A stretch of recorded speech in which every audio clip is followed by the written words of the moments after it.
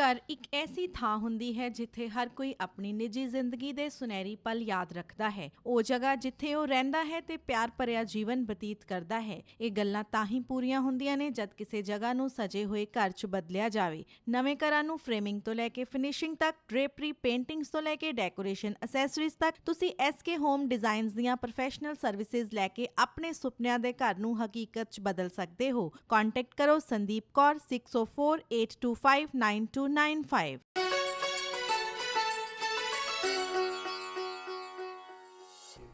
ਅੰਤਮ ਸੰਸਕਾਰ ਦਾ ਸਮਾਂ ਹੁੰਦਾ ਜਦੋਂ ਕਿ ਪਰਿਵਾਰ ਨੂੰ ਚਾਹੀਦਾ ਹੈ ਕਿ ਉਹ ਗੁਰਬਾਣੀ ਦੇ ਲੜ ਰੱਖ ਕੇ ਆਪਣੇ ਮਨ ਨੂੰ ਜੋ ਅਡੋਲ ਹੋਇਆ ਪਿਆ ਉਸ ਨੂੰ ਡੋਲਣ ਨਾ ਦੇਵੇ, ਅਡੋਲ ਹੋਵੇ।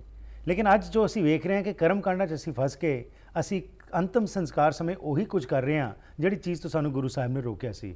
ਆਓ ਕੁਝ ਹੋਰ ਜਾਣਕਾਰੀ ਲੈਣੇ ਭਾਈ ਸਾਹਿਬ, ਭਾਈ ਜਸਬੀਰ ਸਿੰਘ ਜੀ ਤੋਂ। ਜੀ ਭਾਈ ਸਾਹਿਬ ਜੀ, ਇਸੇ ਤਰ੍ਹਾਂ ਅਸਤੀਆਂ ਜਿਹੜੀਆਂ ਫੁੱਲਾਂ ਸੰਬੰਧੀ ਸਾਡੇ ਜਿਹੜਾ ਉਹ ਪਰਮ ਬਰਕਰਾਰ ਹੈ ਜੀ। ਜਦ ਕਿ ਈਵਨ ਸਾਡੇ ਇਤਿਹਾਸ ਵੀ, ਭਾਵੇਂ ਇਤਿਹਾਸ ਵਿੱਚ ਬੜੀ ਗੱਲ ਹੈ, ਪਰ ਫਿਰ ਵੀ ਜਦੋਂ ਨਾਦਰ ਸ਼ਾਹ ਜ਼ਕਰੀਆ ਖਾਨ ਨੂੰ ਸਿੱਖਾਂ ਬਾਰੇ ਪੁੱਛਦਾ ਵੀ ਇਹ ਕੌਣ ਲੋਕ ਆ ਜੀ ਜਿਨ੍ਹਾਂ ਨੇ ਕਿ ਮੇਰੇ ਵਰਗਿਆਂ ਨੂੰ ਨਹੀਂ ਬਖਸ਼ਿਆ, ਜਿਹਦਾ ਨਾਂ ਸੁਣ ਕੇ ਹਿੰਦੁਸਤਾਨੀ ਕੰਬ ਉੱਠਦੇ ਆ ਜੀ, ਤੇ ਕਿਹੜੇ ਜਿਹੜੇ ਕਿ ਜਿਨ੍ਹਾਂ ਨੇ ਮੈਨੂੰ ਵੀ ਨਹੀਂ ਬਖਸ਼ਿਆ। ਤਾਂ ਉਸ ਸਮੇਂ ਨਾਦਰ ਸ਼ਾਹ ਨੂੰ ਜ਼ਕਰੀਆ ਖਾਨ ਜੋ ਕੁਝ ਦੱਸਦਾ ਸਿੱਖਾਂ ਬਾਰੇ ਉਹ ਸਾਡੇ ਇਤਿਹਾਸ ਵਿੱਚ ਬੜੀ ਸੋਹਣੀ ਵਾਰਤਾਲਾਪ ਜ਼ਿਕਰ ਆ। ਠੀਕ, ਉਹਦੇ ਵਿੱਚ ਇੱਕ ਗੱਲ ਉਹ ਵੀ ਦੱਸਦਾ ਇਹਨਾਂ ਬਾਰੇ ਕਿ ਇਹ ਜਿਹੜੇ ਲੋਕ ਆ ਇਹ ਕਿਰਿਆ ਕਰਮ ਕਰਾਵਤ ਨਾਹੀਂ, ਹੱਡੀ ਪਾਏ ਨਾ ਗੰਗਾ ਮਾਹੀ, ਕਿ ਇਹ ਜਿਹੜੇ ਪੁਰਾਣੇ ਜਿਹੜੇ ਜਿਨ੍ਹਾਂ ਦੀ ਮੌਤ ਹੋ ਜਾਂਦੀ ਹੈ ਉਹਦੇ ਪਿੱਛੇ ਕੋਈ ਕਰਮ ਕਾਂਡ ਵਿੱਚ ਕਿਰਿਆ ਕਰਮ ਨਹੀਂ ਕਰਦੇ, ਔਰ ਨਾ ਹੀ ਇਹ ਆਪਣੇ ਜਿਹੜੇ ਹਿੰਦੂ ਭਰਾ ਜਿਹੜੇ ਜਿਸ ਤਰ੍ਹਾਂ ਨਾਲ ਉਹ ਗੰਗਾ ਆਦਿ ਵਿੱਚ ਜਾ ਕੇ ਹਰਿਦੁਆਰ 'ਚ ਅਸਤੀਆਂ ਪਾਉਂਦੇ ਆ ਜੀ, ਸਿੱਖ ਜਿਹੜੇ ਆ ਇਹਨਾਂ ਦਾ ਐਸਾ ਵਿਸ਼ਵਾਸ ਨਹੀਂ। ਠੀਕ, ਪਰ ਅਸੀਂ ਕੀ ਕੀਤਾ ਕਿ ਅਸੀਂ ਗੰਗਾ ਜਲ ਤੋਂ ਹਟ ਕੇ, ਕੋਈ ਸ਼ੱਕ ਨਹੀਂ ਗੰਗਾ ਤੋਂ ਹਟ ਗਏ, ਪਰ ਅਸੀਂ ਗੰਗਾ ਨਾਲੋਂ ਵੱਧ ਆਪਣੇ ਜਿਹੜੇ ਹੋਰ ਆਪਣੇ ਸਥਾਨ ਜਿਹੜੇ ਉਹ ਕ੍ਰੀਏਟ ਕਰ ਲਏ। ਰਾਈਟ, ਪਤਾਲਪੁਰੀ ਆ, ਗੋਇੰਦਵਾਲ ਸਾਹਿਬ ਆ, ਹਰੀ ਕੇ ਪਤਨ ਆ, ਅਸੀਂ ਹੁਣ ਉਹ ਥਾਂ ਬਣਾ ਲਏ। ਔਰ ਸਾਡੀਆਂ ਜ਼ਿੰਮੇਵਾਰ ਸੰਸਥਾਵਾਂ ਜੀ ਜਿਹੜੀਆਂ ਉਹ ਇਹਨਾਂ ਗੱਲਾਂ ਨੂੰ ਪ੍ਰਮੋਟ ਕਰ ਰਹੀਆਂ। ਠੀਕ, ਨੋ ਡਾਊਟ। ਔਰ ਕਈ ਵਾਰ ਅਸੀਂ ਦੇਖਦੇ ਹਾਂ ਕਿ ਇਹਨਾਂ ਦੇਸ਼ਾਂ ਵਿੱਚ ਜੀ ਕਈ ਪਰਿਵਾਰ ਜਿਹੜੇ ਆ ਜਿਨ੍ਹਾਂ ਦੀ ਜਿਹੜੀ ਮਾਇਕ ਹਾਲਤ ਚੰਗੀ ਨਹੀਂ ਹੁੰਦੀ ਜੀ, ਪਰ ਫਿਰ ਵੀ ਇਸ ਵਹਿਮਾਂ ਅਧੀਨ ਉਹ ਕਈ ਵਾਰ ਕਰਜ਼ਾ ਲੈ ਕੇ ਪਰਿਵਾਰ ਸਮੇਤ ਅਸਤੀਆਂ ਪਾਉਣ ਲਈ ਬਕਾਇਦਾ ਕੀਰਤਪੁਰ ਸਾਹਿਬ ਜਾਂਦੇ ਆ। ਰਾਈਟ, ਸੋ ਉਹਦੇ ਵਾਸਤੇ ਕੀ ਕੁਝ ਲਿਖਤ ਹੈਗਾ ਜੀ ਸਿੱਖ ਰਹਿਤ ਮਰਿਆਦਾ ਵਿੱਚ ਕਿ ਜਦੋਂ ਕੀ ਸਪੈਸੀਫਿਕਲੀ ਕਿਸੇ ਤਰੀਕੇ ਨਾਲ ਅਸਥੀਆਂ ਜਿਹੜੀਆਂ ਹੈਗੀਆਂ ਨੇ ਉਹਨਾਂ ਨੂੰ ਤੁਸੀਂ ਵਹਾਣਾ ਹੈ ਜਾਂ ਕੀ ਕਰਨਾ ਹੈਗਾ, ਉਹਦੇ ਸੰਬੰਧ ਦੱਸੋ ਤਾਂ ਕਿ ਇੱਥੋਂ ਜਿਸ ਤਰ੍ਹਾਂ ਬੜੀ ਸੋਹਣੀ ਤੁਸੀਂ ਗੱਲ ਕੀਤੀ, ਕਈ ਵਾਰੀ ਸੁਣਨ ਨੂੰ ਮਿਲਦਾ ਹੈਗਾ ਕਈ ਲੋਕ ਜਿਹੜੇ ਨੇ ਫਾਈਨੈਂਸ਼ੀਅਲੀ ਇੰਨੇ ਵੈਲ ਆਫ ਨਹੀਂ ਹੈਗੇ, ਲੇਕਿਨ ਇਸ ਵਾਸਤੇ ਕਿਉਂਕਿ ਇਹ ਇੱਕ ਬੜਾ ਇੱਕ ਐਸਾ ਸਮਾਂ ਹੁੰਦਾ ਜਦੋਂ ਕਿ ਡਰ ਵੀ ਹੁੰਦਾ ਨਾਲ ਇੱਕ ਵਿਅਕਤੀ ਇੱਕ ਵੱਖਰੇ ਹੀ ਮੂਡ ਵਿੱਚ ਹੁੰਦਾ ਹੈ। ਸੋ ਹਰ ਇੱਕ ਕੁਝ ਉਹ ਕਰਨਾ ਚਾਹੁੰਦਾ ਤਾਂ ਕਿ ਉਸ ਆਤਮਾ ਨੂੰ, ਵਿਛੜੀ ਹੋਈ ਆਤਮਾ ਨੂੰ ਉਸਦਾ ਲਾਹਾ ਮਿਲ ਜਾਏ, ਤੇ ਉਹ ਇੱਥੋਂ ਮਜਬੂਰੀ ਦੇ ਤਹਿਤ ਵੀ ਕਈ ਲੋਕ ਜਾ ਕੇ ਉੱਥੇ ਕੀਰਤਪੁਰ ਸਾਹਿਬ ਜਾ ਕੇ ਅਸਤੀਆਂ ਵਹਾਉਂਦੇ ਨੇ। ਸੋ ਉਸ ਸਮੇਂ ਦੇ ਪ੍ਰਤੀ ਕੀ ਕਰਨਾ ਚਾਹੀਦਾ ਜੇਕਰ ਤੁਸੀਂ ਇੱਥੇ ਕੈਨੇਡਾ ਵਿੱਚ ਹੈਗੇ ਹੋ? ਦੇਖੋ, ਜਿਹੜੀ ਸਿੱਖ ਰਹਿਤ ਮਰਿਆਦਾ ਉਹਦੇ ਵਿੱਚ ਬੜਾ ਸਪਸ਼ਟ ਲਿਖਿਆ, ਮੈਂ ਉਹਦੀ ਐਗਜ਼ੈਕਟ ਵਰਡਿੰਗ ਸੁਣਾ ਦਿੰਦਾ ਤਾਂ ਕਿ ਕਿਸੇ ਨੂੰ ਇਹ ਭੁਲੇਖਾ ਨਾ ਰਹੇ ਕਿ ਸ਼ਾਇਦ ਮੈਂ ਆਪਣੇ ਕੋਲੋਂ ਕੋਈ ਕਹਿ ਰਿਹਾ ਜੀ, ਕਿ ਇਹਦੇ ਵਿੱਚ ਲਿਖਿਆ ਕਿ ਦੇਖੋ, ਮ੍ਰਿਤਕ ਪ੍ਰਾਣੀ ਦਾ ਅੰਗੀਠਾ ਠੰਡਾ ਹੋਣ ਤੇ ਸਾਰੀ ਦੇਹ ਦੀ ਭਸਮ ਅਸਤੀਆਂ ਸਮੇਤ ਉਠਾ ਕੇ ਜਲ ਵਿੱਚ ਪ੍ਰਵਾਹ ਕਰ ਦਿੱਤੀ ਜਾਵੇ ਜੀ, ਜਾਂ ਉੱਥੇ ਹੀ ਦੱਬ ਕੇ ਜ਼ਮੀਨ ਬਰਾਬਰ ਕਰ ਦਿੱਤੀ ਜਾਵੇ। ਓਕੇ, ਮਤਲਬ ਇਹ ਦੱਸਿਆ ਉਹਨਾਂ ਨੇ ਕਿਉਂਕਿ ਇਹਦਾ ਮਕਸਦ ਸੀਗਾ ਉਹ ਸੇਵਾ, ਉੱਥੇ ਜਿਹੜੀ ਸਥਾਨ ਦੀ ਸੇਵਾ ਸੰਭਾਲ ਸੀਗੀ ਉਹਦੀ ਸਫਾਈ ਦਾ ਪੱਖ ਸੀਗਾ, ਕਿਉਂਕਿ ਜੇ ਅਸਤੀਆਂ ਉੱਥੇ ਹੀ ਪਈਆਂ ਰਹਿਣ ਦੂਜਿਆਂ ਨੇ ਆਉਣਾ ਸੀ, ਉੱਥੇ ਢੇਰ ਲੱਗ ਜਾਣਾ ਸੀਗਾ। ਮਕਸਦ ਸਿਰਫ ਇਹਨਾਂ ਸੀਗਾ ਕਿ ਉਸ ਜਗ੍ਹਾ ਨੂੰ ਸਾਫ਼ ਸੁਥਰਾ ਰੱਖਿਆ ਜਾਏ। ਠੀਕ, ਉਹਦੀ ਜਿਹੜੀ ਆ ਉਹ ਸੰਭਾਲ ਦੇ ਪੱਖੋਂ ਐਸਾ ਕਦਮ ਉਠਾਇਆ ਗਿਆ ਜੀ। ਪਰ ਜੇਕਰ ਮੰਨ ਲਓ ਕੋਈ ਹੋਰ ਐਸਾ ਪ੍ਰਬੰਧ ਨਹੀਂ ਤਾਂ ਸਿੱਖਾਂ ਵਿੱਚ ਇਹ ਪਰਮ ਹੈ ਹੀ ਨਹੀਂ ਕਿ ਅਸੀਂ ਕੇਵਲ ਇਸ ਤਰ੍ਹਾਂ ਹੀ ਕਰਨਾ ਹੈ। ਈਵਨ ਸੰਸਕਾਰ ਦੀ ਗੱਲ ਹੈ, ਇਹ ਠੀਕ ਹੈ ਕਿ ਸਾਡੇ ਵਿੱਚ ਸੰਸਕਾਰ ਦੀ ਰੀਤ ਹੈ ਜੀ, ਪਰ ਈਵਨ ਰਹਿਤ ਮਰਿਆਦਾ ਵਿੱਚ ਵੀ ਲਿਖਿਆ ਹੈ ਕਿ ਮੰਨ ਲਓ ਕਿਤੇ ਐਸੀ ਥਾਂ ਕੋਈ ਮਨੁੱਖ ਜਿਹੜਾ ਉਹਦੀ ਮੌਤ ਹੋ ਜਾਂਦੀ ਹੈ ਜਿੱਥੇ ਸੰਸਕਾਰ ਦਾ ਪ੍ਰਬੰਧ ਨਾ ਹੋ ਸਕੇ ਜਾਂ ਹਾਲਾਤ ਐਸੇ ਬਣ ਜਾਣ ਤਾਂ ਕੋਈ ਵੀ ਹੋਰ ਪ੍ਰਬੰਧ ਜਿਹੜਾ ਸੁਵਿਧਾ ਪੂਰਵਕ ਆ ਜਲ ਪ੍ਰਵਾਹ ਕੀਤਾ ਜਾ ਸਕਦਾ, ਜਾਂ ਹੋਰ ਜਿਹੜਾ ਢੰਗ ਜਿਹੜਾ ਵੀ ਸੁਵਿਧਾ ਪੂਰਵਕ ਹੈ ਉਸ ਢੰਗ ਨੂੰ ਅਪਣਾਇਆ ਜਾ ਸਕਦਾ ਹੈ, ਜਿਹੜਾ ਵੀ ਕਨਵੀਨੀਅੰਟ ਹੈ। ਬਿਲਕੁਲ, ਸਾਡੇ ਵਿੱਚ ਇਹ ਭਰਮ ਨਹੀਂ ਕਿ ਸੰਸਕਾਰ ਕਰਨ ਨਾਲ ਕੋਈ ਉਹਨੂੰ ਫਲ ਮਿਲੇਗਾ ਜਾਂ ਦਫਨਾਉਣ ਨਾਲ ਕੋਈ ਜਿਹੜਾ ਉਹ ਹਾਨੀ ਹੋਵੇਗੀ ਜਾਂ ਜਲ ਪ੍ਰਵਾਹ ਕਰਨਾ ਕੋਈ ਵਧੇਰੇ ਲਾਭ ਹੋਵੇਗਾ ਜੀ। ਸਾਡੇ 'ਚ ਮਕਸਦ ਕੇਵਲ ਜਿਹੜਾ ਹੈ ਉਹ ਮ੍ਰਿਤਕ ਸਰੀਰ ਦੀ ਸਤਿਕਾਰ ਨਾਲ ਸੰਭਾਲ ਤੱਕ ਹੈ। ਠੀਕ, ਇਸ ਨੂੰ ਕਿਸੇ ਤਰ੍ਹਾਂ ਦੇ ਧਰਮ ਨਾਲ, ਅਧਿਆਤਮਵਾਦ ਨਾਲ ਨਹੀਂ ਜੁੜਿਆ ਗਿਆ। ਰਾਈਟ, ਤੋਂ ਅਸੀਂ ਇਹਨਾਂ ਗੱਲਾਂ ਨੂੰ ਲੈ ਕੇ ਵੀ ਕਈ ਤਰ੍ਹਾਂ ਦੇ ਭਰਮਾਂ 'ਚ ਪਏ ਹੁੰਦੇ ਆ। ਔਰ ਦੇਖੋ, ਕਈ ਵਾਰ ਹੈਰਾਨਗੀ ਹੁੰਦੀ ਹੈ ਸੁਣ ਕੇ ਕਿ ਈਵਨ ਇੰਡੀਆ ਵਿੱਚ ਤਾਂ ਸੁਣਿਆ ਹੀ ਸੀ ਈਵਨ ਇੱਥੇ ਵੀ ਜਿਹੜਾ ਹੈ ਜੀ ਕਿ ਜਦੋਂ ਅਸਥੀਆਂ ਲੈ ਕੇ ਜਾਂਦੇ ਹਾਂ ਤਾਂ ਕਈ ਤਰ੍ਹਾਂ ਦੇ ਵਹਿਮ ਹੋਰ ਦੇਖਣ ਸੁਣਨ ਨੂੰ ਮਿਲਦੇ ਹਨ। ਔਰ ਪਿੱਛੇ ਜੀ ਇੱਕ ਮੈਂ ਟਾਕ ਸ਼ੋਅ ਕੀਤਾ ਇਹਦੇ ਬਾਰੇ, ਤਾਂ ਉਹ ਗੱਲ ਚੱਲੀ ਤਾਂ ਮੈਨੂੰ ਇੱਕ ਸੱਜਣ ਨੇ ਦੱਸਿਆ ਜੀ ਕਿ ਕਹਿਣ ਲੱਗੇ ਕਿ ਹੁਣ ਤਾਂ ਕਈ ਪਰਿਵਾਰ ਜਿਹੜੇ ਸਰਦੇਪੁਰ ਦੇ ਪਰਿਵਾਰਾਂ ਨਾਲ ਉਹ ਜਦੋਂ ਅਸਥੀਆਂ ਲੈ ਕੇ ਜਾਂਦੇ ਹਨ ਉਹ ਹਵਾਈ ਜਹਾਜ਼ ਦੀ ਟਿਕਟ ਵੀ ਅਸਥੀਆਂ ਲਈ ਬਕਾਇਦਾ ਲੈਂਦੇ ਹਨ। ਓਕੇ। ਇੰਡੀਆ ਦਾ ਸੁਣਿਆ ਸੀਗਾ ਜੀ ਜੀ ਕਿ ਜਿਹੜਾ ਵਿਅਕਤੀ ਜਿਹੜਾ ਉਹ ਅਸਥੀਆਂ ਲੈ ਕੇ ਜਾਂਦਾ ਹੈ ਪ੍ਰਵਾਹ ਕਰਨ ਲਈ, ਜੀ ਜੀ, ਉਹ ਆਪਣੀ ਟਿਕਟ ਦੇ ਨਾਲ ਨਾਲ ਜਿਹੜੀ ਆ ਉਹਦੀ ਟਿਕਟ ਵੀ ਖਰੀਦਦਾ ਜੀ। ਔਰ ਇੱਥੇ ਨਹੀਂ, ਬਕਾਇਦਾ ਜੇਕਰ ਰਸਤੇ ਚਾਹ ਪਾਣੀ ਪੀਣਾ ਤੇ ਬਕਾਇਦਾ ਉਹਦੇ ਨਾਂ ਦਾ ਕੱਪ ਇੱਕ ਚਾਹ ਦਾ ਵੀ ਲੈਂਦਾ, ਅੱਛਾ ਜੀ। ਔਰ ਉਹਦੇ ਨਾਂ ਦਾ ਕਿਰਾਇਆ ਵੀ ਰੱਖਦਾ। ਠੀਕ। ਔਰ ਇੱਥੇ ਵੀ ਕਈ ਸੱਜਣ ਜਿਹੜੇ ਆ ਉਹ ਇਸ ਤਰ੍ਹਾਂ ਦਾ ਜਿਹੜੇ ਸਰਦੇ ਪੁੱਜਦੇ ਪਰਿਵਾਰ ਆ ਰਾਈਟ, ਉਹਨਾਂ ਬਾਰੇ ਉਸ ਨੇ ਦੱਸਿਆ ਕਿ ਇੱਥੋਂ ਵੀ ਇੱਕ ਉਹਨਾਂ ਦੱਸਿਆ ਕਿ ਮੇਰੇ ਜਾਣ ਪਛਾਣ ਦਾ ਪਰਿਵਾਰ ਗਿਆ, ਉਹਨਾਂ ਨੇ ਬਕਾਇਦਾ ਜਹਾਜ਼ ਦੀ ਜਿਹੜੀ ਟਿਕਟ ਆ ਰਾਈਟ, ਉਹਨਾਂ ਨੇ ਅਸਥੀਆਂ ਲਈ ਜਿਹੜੀ ਆ ਉਹ ਬਕਾਇਦਾ ਵੱਖਰੀ ਟਿਕਟ ਲਈ ਆ। ਵਾਹ ਜੀ। ਆਪਣੇ ਤੌਰ ਤੇ ਜੋ ਮਰਜ਼ੀ ਕਰੇ ਕਿਸੇ ਖੁਸ਼ੀ ਆ, ਪਰ ਇਹਨੂੰ ਸਿੱਖੀ ਦਾ ਅੰਗ ਜਿਹੜਾ ਉਹ ਨਹੀਂ ਮੰਨਿਆ ਜਾ ਸਕਦਾ। Absolutely. ਅਸੀਂ ਜੋ ਗੱਲ ਕਰ ਰਹੇ ਹਾਂ ਉਹ ਗੁਰਮਤ ਦੇ ਪੁਆਇੰਟ ਆਫ View ਤੋਂ ਕਰ ਰਹੇ ਹਾਂ। ਬਿਲਕੁਲ। ਆਪਣੇ ਤੌਰ ਤੇ ਜੇਕਰ ਕੋਈ ਕਿਸੇ ਦੀ ਮਰਜ਼ੀ ਹੈ ਕਿ ਕੋਈ ਜੋ ਮਰਜ਼ੀ ਕਰੇ, ਲੇਕਿਨ ਸਿੱਖੀ ਦਾ ਇਸ ਨਾਲ ਕੋਈ ਲੈਣਾ ਨਹੀਂ। ਪਰ ਅਸੀਂ ਜਦੋਂ ਕੋਈ ਜੋੜ ਕੇ ਵੇਖਦਾ ਕਿ ਜੀ ਸਿੱਖੀ ਹੈ, ਇਹ ਗੁਰਮਤ ਹੈ, ਰਾਈਟ, ਅਸੀਂ ਇਸ ਪੱਖ ਤੋਂ ਗੱਲ ਕਰ ਰਹੇ ਹਾਂ ਕਿ ਸਿੱਖੀ ਵਿੱਚ ਇਹਨਾਂ ਚੀਜ਼ਾਂ ਦਾ ਕੋਈ ਜਿਹੜਾ ਹੈ ਉਹ ਸਬੰਧ ਨਹੀਂ, ਕੋਈ ਮਾਨਤਾ ਨਹੀਂ ਦਿੱਤੀ ਗਈ। ਰਾਈਟ। ਕਿਸੇ ਤਰ੍ਹਾਂ ਦਾ ਜਿਹੜਾ ਵਹਿਮ ਭਰਮ ਆ ਉਹ ਇਹਦੇ ਨਾਲ ਨਹੀਂ ਜੁੜਿਆ ਗਿਆ। ਰਾਈਟ। ਸੋ ਜਦੋਂ ਡੈਥ ਹੁੰਦੀ ਹੈ ਜੀ, ਇਹ ਵੀ ਕਈ ਭਰਮ ਹੈਗੇ ਨੇ ਕਿ ਜਦੋਂ ਮੌਤ ਹੋਈ ਹੈ ਤੇ ਜੇ ਮੰਜੀ ਤੇ ਲਾਣ ਆਣੀ ਜਾਂ ਕੁਝ ਇਸ ਤਰ੍ਹਾਂ ਦੇ ਵੀ ਕਈ ਤਰੀਕੇ ਚੱਲਦੇ ਨੇ, ਉਹਦੇ ਪ੍ਰਤੀ ਵੀ ਕੋਈ ਹੈਗੀ ਹੈ ਜੀ ਗੱਲਬਾਤ?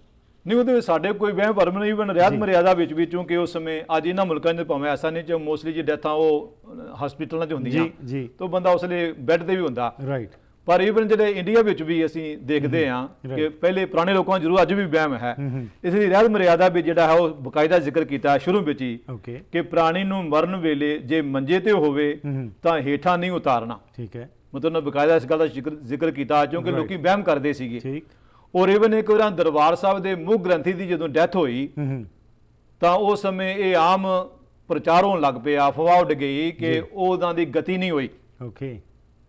ਔਰ ਬਕਾਇਦਾ ਉਸ ਸਮੇਂ ਪ੍ਰਬੰਧ ਕੀਤਾ ਗਿਆ ਕਿ ਉਹਨਾਂ ਦੀ ਗਤੀ ਕਰਾਉਣ ਲਈ ਜਾ ਕੇ ਪਿੰਡ ਭਰਾਏ ਜਾਣ। ਰਾਈਟ। ਤਾਂ ਉਸ ਸਮੇਂ ਕੁਝ ਜਿਹੜੇ ਮੁਖੀ ਸਿੱਖ ਸੀਗੇ ਆ ਕੇ ਉਹਨਾਂ ਨੇ ਉਹਨਾਂ ਜ਼ਿੰਮੇਵਾਰ ਆਗੂਆਂ ਨੂੰ ਸਮਝਾਇਆ ਜੀ ਕਿ ਜਿਹੜਾ ਆਦਮੀ ਸਾਰੀ ਉਮਰ ਦਰਬਾਰ ਸਾਹਿਬ ਦੀ ਸੇਵਾ ਕਰਦਾ ਰਿਹਾ, ਬਾਣੀ ਪੜ੍ਹਦਾ ਰਿਹਾ, ਰਾਈਟ, ਜੇਕਰ ਬਾਣੀ ਪੜ੍ਹਨ ਵਾਲੇ ਦੀ ਗਤੀ ਨਹੀਂ ਹੋਈ ਤਾਂ ਪਿੰਡ ਜਿਹੜੇ ਉਹਦੀ ਗਤੀ ਕਰਾ ਦੇਣਗੇ। ਬਿਲਕੁਲ।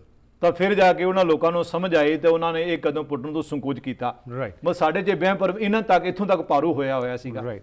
ਹੁਣ ਗੱਲ ਜਿਸ ਤਰ੍ਹਾਂ ਤੁਸੀਂ ਜ਼ਿਕਰ ਕੀਤਾ ਕਿ ਅਰਦਾਸ ਦੇ ਸਮੇਂ ਵੀ ਜਿਹੜੀ ਮਨਮਤਾਂ ਹੁੰਦੀਆਂ, ਲੇਕਿਨ ਉਸ ਤੋਂ ਬਾਅਦ ਵੀ ਜਿਹੜਾ ਪਰਿਵਾਰ ਵਾਲੇ ਹੈਗੇ ਨੇ ਬਿਸਤਰੇ ਆਦਿ ਲਿਆ ਕੇ ਉਸ ਵਿਛੜੀ ਹੋਈ ਆਤਮਾ ਵਾਸਤੇ, ਇਹ ਵੀ ਬਹੁਤ ਜ਼ਿਆਦਾ ਚੱਲ ਰਿਹਾ। ਤੇ ਕੱਲ੍ਹ ਹੀ ਕਿਸੇ ਨਾਲ ਗੱਲ ਹੋ ਰਹੀ ਸੀ, ਬੰਬੇ ਦੀ ਉਹ ਗੱਲ ਕਰ ਰਹੇ ਸਾਂ ਕਿ ਗੁਰਦੁਆਰੇ ਦੇ ਵਿੱਚ ਇੱਕ ਲਿਸਟ ਬਣਾਈ ਗਈ ਹੈਗੀ ਉੱਥੇ, ਤੇ ਉਹ ਦਿੰਦੇ ਨੇ ਉਸ ਪਰਿਵਾਰ ਨੂੰ।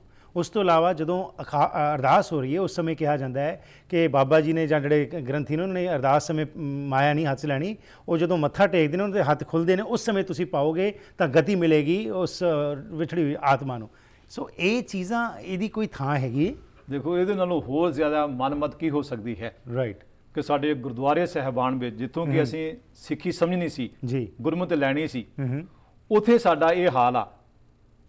ਔਰ ਮੇਰੇ ਵੇਲੇ ਜਿਹੜੇ ਅਰਦਾਸ ਕਰਨ ਵਾਲੇ ਵੀ ਜਿਹੜੇ ਇਹੋ ਹੀ ਸ਼ਬਦ ਵਰਤਦੇ ਆ, ਉਹਨਾਂ ਦੇ ਸ਼ਬਦ ਹੀ ਦੱਸ ਰਹੇ ਆ ਕਿ ਉਹਨਾਂ ਨੂੰ ਗੁਰਮਤਿ ਦੀ ਸੋਝੀ ਨਹੀਂ। ਜੀ। ਜੇਕਰ ਰਚ ਮੰਤਰ ਵੀ ਸੋਝੀ ਹੋਵੇ ਤਾਂ ਉਹ ਕਦੇ ਵੀ ਆਪਣੀ ਜ਼ੁਬਾਨ ਤੇ ਇਹ ਸ਼ਬਦ ਨਾ ਲਿਆਉਣ। ਰਾਈਟ। ਅਸੀਂ ਦੂਸਰਿਆਂ ਦੀ ਰੀਸ ਕਰਦੇ ਆਇਆ, ਅਸੀਂ ਵੀ ਉਹ ਸਭ ਕੁਝ ਅਡਾਪਟ ਕਰ ਲਿਆ। ਰਾਈਟ। ਜਦ ਕਿ ਅਸੀਂ ਆਸਾ ਕੀ ਵਾਰ ਪੜ੍ਹਦੇ ਆ, ਗੁਰੂ ਸਾਹਿਬ ਨੇ ਦਾ ਸ਼ਬਦ ਆ, ਜੇ ਮੁਹਾਕਾ ਘਰ ਮੋਹ ਹੈ ਘਰ ਮੇ ਪਿਤਰੀ ਦੇ ਅੱਗੇ ਵਸ ਸੰਜਾਨੀ ਹੈ ਪਿਤਰੀ ਚੋਰ ਕਰੇ।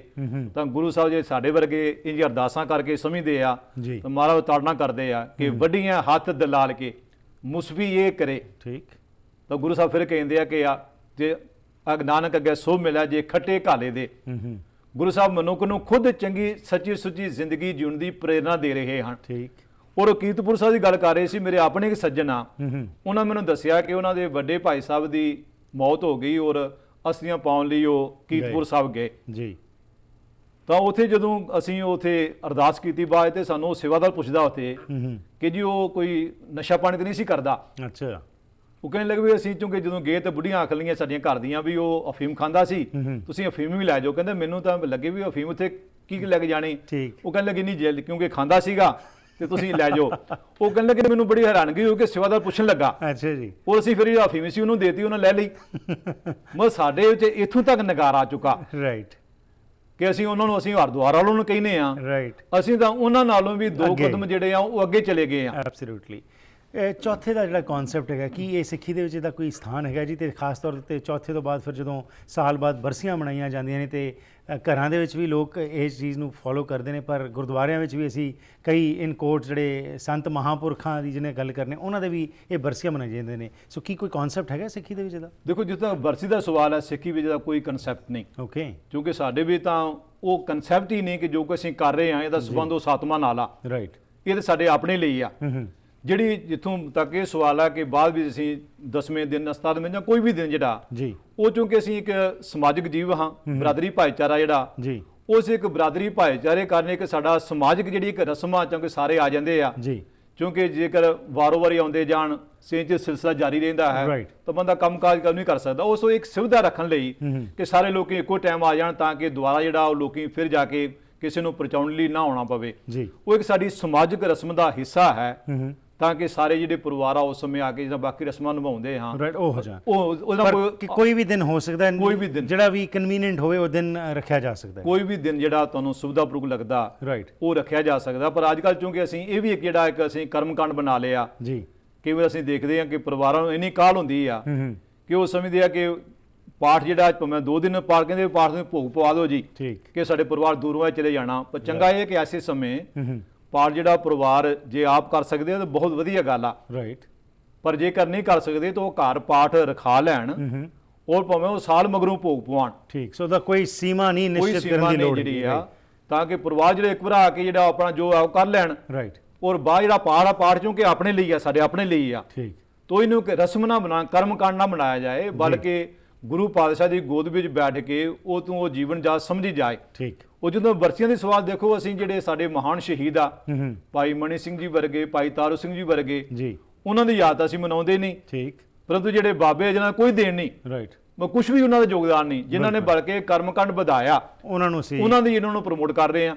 ਰਾਈਟ। ਸੋ ਇਸ ਚੀਜ਼ ਤੋਂ ਸੁਚੇਤ ਹੋਣ ਦੀ ਲੋੜ ਹੈ ਤੇ ਗੁਰਬਾਣੀ ਅਨੁਸਾਰ ਕੋਈ ਕਰਮਕਾਂਡ ਵਿੱਚ ਕੋਈ ਵੀ ਵਹਿਮ ਭਰਮ ਵਿੱਚ ਪੈਣ ਦੀ ਲੋੜ ਨਹੀਂ। ਉਸ ਸਮੇਂ ਸਿਰਫ ਵਾਹਿਗੁਰੂ ਦਾ ਆਸਰਾ ਲੈ ਕੇ ਬਾਣੀ ਪੜ੍ਹੀ ਜਾਵੇ ਤੇ ਆਪ ਪੜ੍ਹ ਕੇ ਜੇਕਰ ਅਸੀਂ ਕਰਾਂਗੇ ਤਾਂ ਉਸ ਨਾਲ ਆਪਣੇ ਆਪ ਨੂੰ ਸ਼ਾਂਤੀ ਮਿਲੇਗੀ। ਤੁਹਾਡਾ ਬਹੁਤ ਬਹੁਤ ਧੰਨਵਾਦ। ਵਾਹਿਗੁਰੂ ਜੀ ਕਾ ਖਾਲਸਾ, ਵਾਹਿਗੁਰੂ ਜੀ ਕੀ ਫਤਿਹ।